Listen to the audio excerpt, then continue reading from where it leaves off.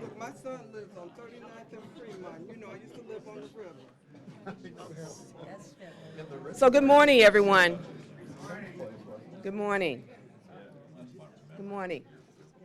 My name is Rena Moran. I'm a state legislator from St. Paul, representing District 65A. And I'd like to thank you all for being here today. I would like to thank the press for being here today. We'd also like to thank my colleagues for showing up on this very important issue that we're in crisis that we're facing today. And I would also like to thank our community partners for showing up in high numbers to really support the pressing issues that's facing communities of color in the American Indian community. And really it's just too many legislators to name, but I really, really do support, appreciate the support because we are in a crisis today. Today, 2 House members of color, along with 2 American Indian House members, along with our colleagues, community partners, are calling on House Republicans to take action on the crisis taking place in communities of color throughout the state, throughout our state. The statewide crisis of growing racial economic disparities. I do really want to also point out that we've had absolutely fantastic support, not only from our colleagues, but looking at the leadership that came from Ray Dean from North Minneapolis and also from Joe Mullery. Just want to thank them for their outright support and been leading the issues on racial economic disparities, along with so many of us around up here today. So we represent communities with unique diversities and with unique challenges. The African Americans, African immigrants, Hispanics, American Indians, and the Asian communities. We know from our life experiences that Minnesota communities of color and American Indian are strong and resilient, dedicated to their families, and an essential part of our state economy and social fabric. But we come here today because Minnesotans of color and the American Indian communities face higher barriers to success than their white peers. We know that racial economic disparities are keeping Minnesotans of color from sharing in the prosperity of our economic recovery. Household income of blacks in Minnesota plummet in the past year. From 2013 to 2014, the median income for black households in the state fell 14%. In constant dollars, that was a decline from about 31.5, which is not good, to 27,000, or 4,500 in a single year. Meanwhile, the state poverty rate for black residents rose from 33% to 38%, compared to a stable overall state poverty rate of 11%. So we know that unemployment rate for Caucasian is 3.7%, while the unemployment rate for African Americans and American Indians is 13%. Hispanic at 8%, and Asians are at 6%. And we also know communities of color and American Indians, we're searching for jobs, but we are less likely to get hired compared to our white peers. And we also know these communities do not fare as good as our Caucasian populations. And because of these inequities, we are more likely to live in poverty, we are less likely to own a home, and almost certainly suffer unequal health care outcomes and access to care. The median black household in Minnesota is now worse off than its counterpart in Mississippi. We know the future of these communities and the future of our workforce are interconnected. Our future economic success depends on investing in these families because as white Minnesotans age, communities of color become the future workforce. We know that programs and nonprofits have a proven track record of ensuring economic success for these families. And we can't continue to ignore the issues of racial inequalities, nor can we continue to only blame these communities, when the real problem, and the big part of the problem, is the lack of investment in these communities. So we are asking House Republicans to set a budget target for racial economic disparities of at least $50 million for proposals that will directly tackle the economic problems that are present in our communities. The governor and the Senate have shown a strong commitment to these issues. The Republicans have proposed a few racial disparities provision in the omnibus job bill and in a tax bill that would create school vouchers for private schools. So, we know that this is not good enough, and here's why. One, we have a $900 million surplus, a unique opportunity to help where we couldn't before.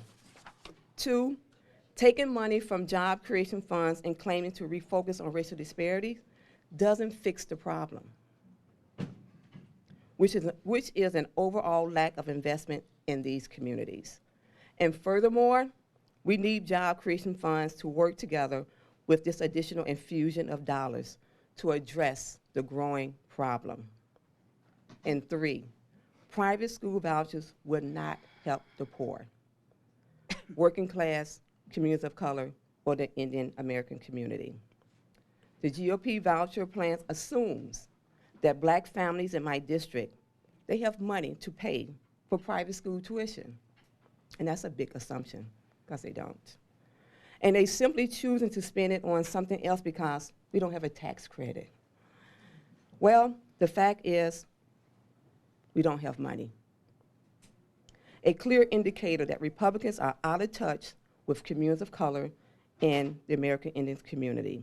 The GOP tax credit will refund $3,500 a year, which will rarely cover all the costs for a private school, and assumes that the median black family with an income of $27,000 per year will pay at least 13% of their income in private school tuition. And that's just for one child. No one, black, white, or otherwise, could pay $3,500 for private school while living on $27,000 a year. It's unrealistic, and it won't help the poor, the working poor, and many of the people from our communities. Families in my district aren't trying to escape their schools. They're trying to escape poverty. Families want to work. We are facing a crisis and a statewide emergency, and we are pleading, requesting, with the House Republican leadership to work with us on a solution by setting a budget target for racial and economic equity. And so I would like to turn this over to Representative Susan Allen. Thank you.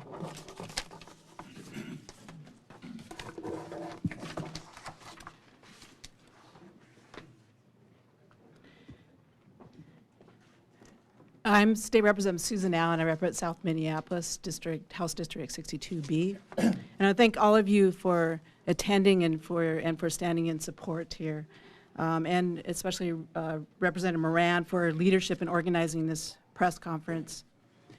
The Republicans' refusal to invest a minimum of $50 million to address racial disparities in this session is a huge problem for all Minnesotans. The challenges facing communities of color and American Indians are known to the Republicans, so we can't say that their failure to act is due to ignorance. It is clear that the root of racial disparities is racial bias. The Republicans' failure to act is beyond negligence. What we need from Republicans is inclusion for people of color and American Indians who are being marginalized and are in crisis. Republicans refuse to act even though they've been told for decades that change is crucial. We need to narrow social and economic gaps in order to create a just, balanced, and inclusive economy in Minnesota. We need meaningful, career-oriented employment opportunities for people of color and American Indians so that they will have a chance to raise themselves out of poverty. We know that affordable housing is vanishing for low-income families throughout the state. We know that we have barely made progress in addressing academic discrepancies between students of color and white students. These gaps will not be closed until we address issues of poverty, class, and racial bias. We are urging the Republicans to act now and set aside a budget target to address racial disparities, because whether the Republicans like it or not, the situation is critical. Thank you. And now I turn it over to Representative Mariani. Look behind me. Well, I'll try to be really brief because my colleagues really captured this, but if you look around the room, you see the face of Minnesota, the true Minnesota. Black, white, brown, Asian, immigrant, American, Indian faces. And yet, the big fear that we have, all of us as Minnesotans, that we should have, is that those are the very communities that are being left out of the American dream, are being left out of the Minnesota pathway to prosperity. We have one community in particular, the African American community, where the net worth is going backwards. It's going worse than zero, it's going backwards. That's not the American way, that's not the Minnesotan way. Frankly, that's not the African American way. There's a better way for us to move forward. We have the tools and the instruments in this state to do that. So it's a historic opportunity right now. There's an enormous challenge and an enormous opportunity in front of us right now. The governor has stepped forward with a huge plan. The Senate has stepped forward with huge plans. The House has not done the same. It's like showing up to a very important dance without a dance partner. And in this place, you got to have dance partners. Minnesota deserves partnership that cuts across partisan lines, that cuts across the executive branch and the legislative branch to do the people's work. We have the instruments in state government to do this work. The governor has identified some of those, the Senate has identified some of those, and we're in the House, unfortunately, proceeding in a manner where we're just going to do a little bit here. It's an enormous historic opportunity before us. It really requires nothing less than enormous, bold action that really drives huge systemic change. There are lots of good ideas in the House here. Unfortunately, most of them have been bottled up as the majority has refused to come to the dance at the same level of commitment and urgency and intensity and setting the same kind of fiscal targets that the Senate and the governor has set. It's time for Minnesotans to say to the Minnesota House, wake up, do the people's work, do the right thing. Thank you.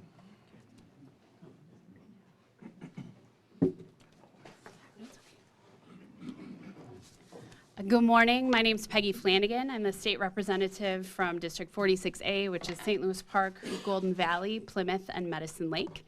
I am also an enrolled member of the White Earth Nation. And I'm really excited that we've had such an incredible turnout this morning. It is clear that this is an issue that is important to folks in Minnesota.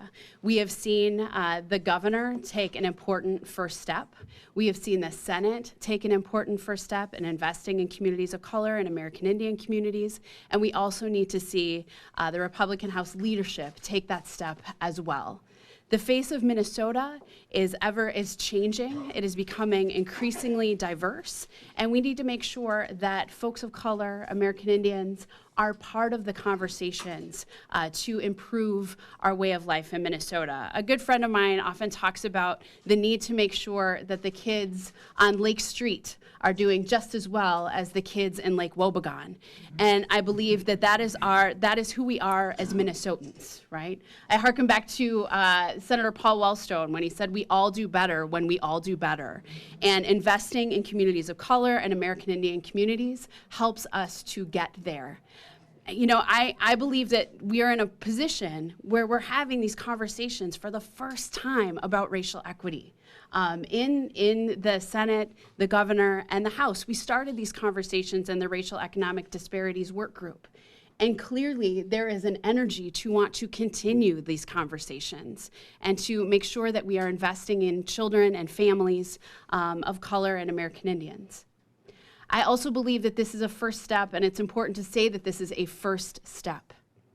the first time we're having these conversations. And I believe that myself and my colleagues have a deep commitment to ensure that we are continuing conversations about the need for racial equity, and that this is a thread that we have to weave through our policy making to ensure that all Minnesotans are achieving, all Minnesotans have the opportunity to thrive.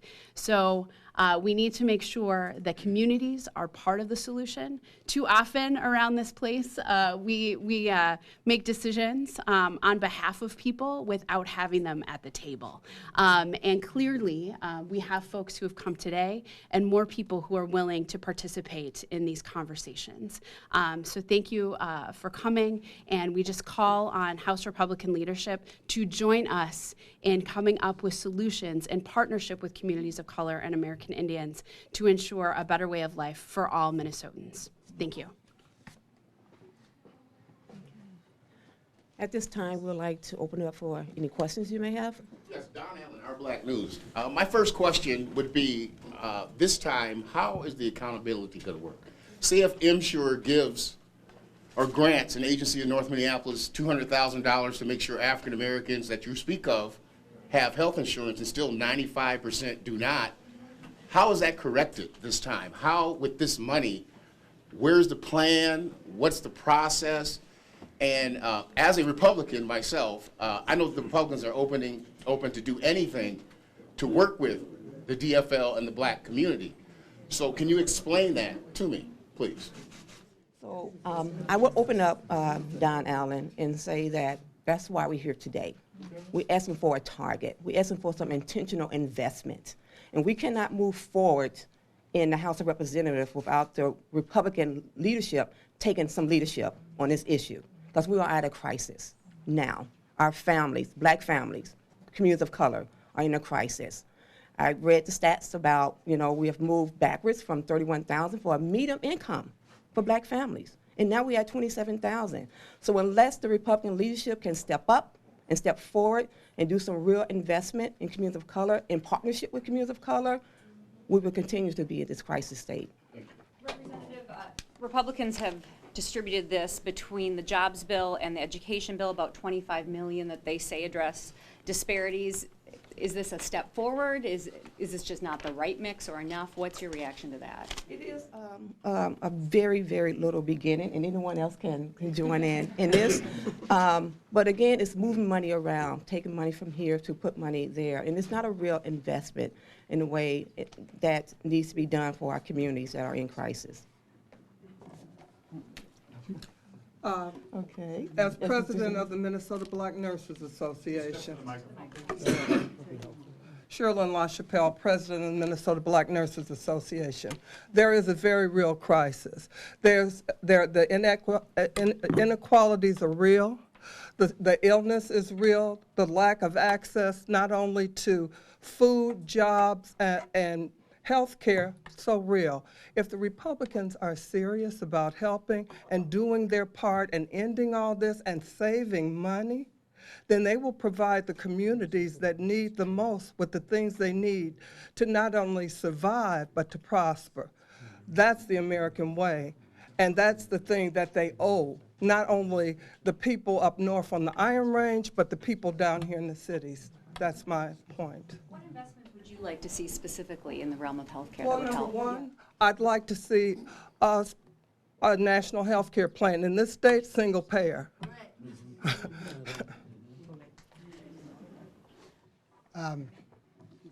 Mary, I've been on the Jobs Committee for about 20 years. I sat through every meeting this year. And if they're claiming there's 20 million, if they're claiming there's $1 million in the Jobs Committee for diversity, I want something that they're smoking. Yes. Yes. There's $600,000 that I can identify for one group, and I think there's about another $700,000 for another particular group. We have a crisis of workforce coming at us. And unless we're willing to invest millions of dollars in getting people ready to take over the state when we baby boomers retire, our state's in huge trouble. We have 125,000 jobs that are going to be retiring out of the workforce employees retiring out of the workforce, and they are doing nothing in that bill to replace those 125,000 people. Didn't you get $1 million for the neighborhood development center in the bill? That is true. So I guess it was, rather than 750, it was $1 million. Phyllis Kahn from District 60B. I'll give you a really specific example. In the legacy bill, which we don't usually look at for racial equity, there have been, the Republicans have picked on projects that always are going to Indian nations. And there will be an amendment offered on the House floor to restore this. This was a project that was supported by the Lessard Sam's Outdoor Heritage Commission to the White Earth Tribe to get some terrific land preserved for wild rice production from potlatches selling this.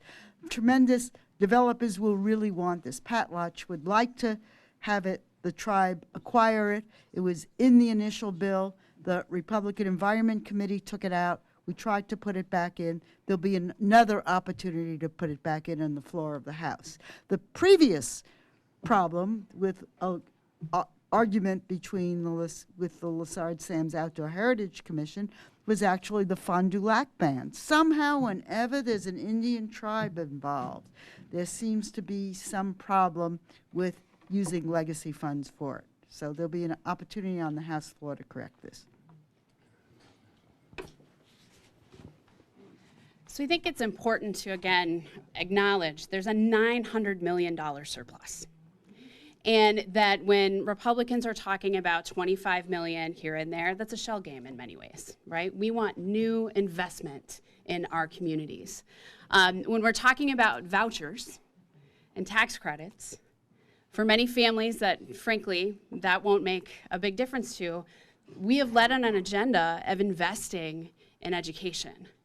We have led on an agenda of investing in our littlest Minnesotans, right, where we believe many of these racial and economic disparities start.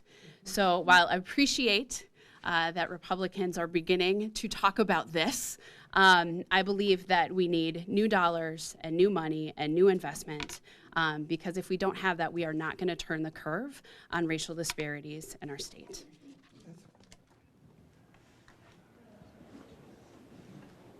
As days pass and the state of the economic state for minorities, I'm an inventor, I'm an entrepreneur.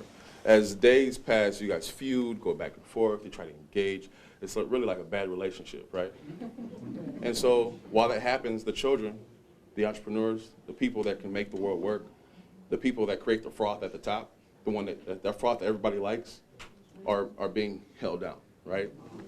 And so if we can't have an opportunity to, for example, have outlets or streams to invest in entrepreneurs like myself, inventors like myself, who will drive economic development from the bottom up in places like North Minneapolis, people like me who sit at the eatery at Sammy's and collectively find ways to work together to comprise a real enterprise of black business. At what point in time does the ego sit down, and at what point in time does real life take over? Because at this point, you're in an emergency, right? It's been many, many years that you all talk about this. It's been many, many decades you all talk about this. Now at the cusp of an emergency, at the cusp of the end, at the end of all, because what happens, I know all these stats you've shared with us today. I've memorized these stats because they affect me every day. And so as I touch minority entrepreneurs, and as I come across the few Native Americans that I do have the pleasure to meet, what I realize is that there are no real opportunities to rise up or come out of a situation. And then again, I'm in the legislative house, and I'm talking to people who have planned years out. And again, we're at the very end of we got to do something. Now, all you all professionals, I'm sure the Republicans are professionals too, and some are business owners and no business owners, and know that the very end planning never works. Waiting to the very end to do something about that never works. So my question is, at what point and how long will it take to come to a common ground and make implementation instead of talking? Thank you, brother, for the question. Let me just say this. There's that old adage about when something doesn't work, you know, why are you continuing to do that while you have this pressing issue in front of you? You know, do something new, do something different, get outside the box, match up with reality. Now, let me tell you, you know, we're up here, I think all of us, at least the electeds up here, are Democrats. And clearly, the big message here is a call out to our Republican colleagues who are in control of this body to step outside the box, to step up big, and let's stop doing what we have been doing, including what we've been doing as Democrats so many years. Clearly, the issues before us didn't show up overnight. The issues before us really speaks to a failed approach on the part of the legislature, on the part of the executive branch, on the part of the state. It's not the failure of these communities. These communities are dynamic. They're desirous and they work hard. What we can do, and the message today is, step up the way the light bulb has gone on in the executive branch. The light bulb has gone on in the Senate. Clearly, the light bulb has gone on with a minority of legislators here in the Minnesota House, but it has not gone on with those who control this body, who shape the bills, who set the targets, so that they in fact can be outside the box, new approaches and big approaches, not little pieces that are tucked away in our existing approach to work, but big approaches, because meanwhile, we have families whose net worth is going backwards in the state of Minnesota. Our approach is not, our traditional approach is not going to respond to their needs. We need new approaches. That's what this press conference is about today. It's led by dynamic people, including legislators of color, who are being pressed and led by communities of color. The voices you're hearing here are the voices from our communities that say, stop doing what you're doing, do something new, do something big. Representative Mariani, what are Yes. the prospects? We're at less than a month to go here. What are the prospects? Do you think the governor is really going to lean in on this in negotiations in the Senate when it comes down to, you know, 3 guys in the room cutting the deal at the end? Yeah, it comes down to that too. So the advantage is that 2 of the 3 guys in the room get it. So that should be a good advantage. And so the question is, what kind of stubbornness, what kind of ear-plugging kind of approach, you know, is the majority going to enter into that conversation? Or is there in fact going to be an open mind and a willingness to adjust and change quickly? We definitely are going to have to count on Senate leadership and the governor to really press this issue. They've indicated to me that they're dead serious about driving big change this year. I mean, how much more serious than putting $100 million on the table can you be? How much more serious than putting $30 million just for economic development can you be? But you're correct. It takes all 3 at some point to come to an agreement, and we don't have much time to do that. State Rep, those are really good words. I have one more question, and I just want you to realize that anything times 0 is going to equal 0. But my main question is that there are a large population of homeless veterans, African Americans on the street in Minneapolis and St. Paul. I am a veteran, honorably discharged in 1981, and I don't see the state, I don't see any of these agencies or partners even focusing on those homeless veterans that are downtown, sleeping now where the Prince Memorial is, hanging out because there's people there that bring food. What are the plans for the Minnesota veterans from this group, our partners, or anybody? Our state has actually taken some really strong steps in regards to veterans. You cannot get hired, excuse me. DEED is not hiring veterans. Met Council is not hiring veterans. We have a group of 40 veterans, some of them graduates from Hamline University like myself, that have applied for these jobs. Not that we need a job, but we wanted to see what this legislation was doing from mandated by Governor Dayton to these state agencies to hire veterans, and it's not happening. The school district, the Minnesota Board on Teaching, all these people are ignoring, especially veterans of color. You better not apply if you're a shade darker than khaki. And so we have a big problem with that, and we need this addressed because the veterans are also a part of this picture. Right on. Thank you. Absolutely right. You know, and so again, the message here is stop doing what we have been doing, do new things, do them bigger, you know, and do them guided by the experiences and the wisdom that come from communities of color. Thank you, sir. And so I would just like to just end this by saying that this is a beginning. This is a first step. The investment that needs to be made, this is the first step. We will be having more in conversation and engaging our communities of color over the summer and bring this back into 2017. So I just want to thank you all for being here today, and we're definitely calling out the Republicans to make a commitment and set a target. Thank you. Thank you.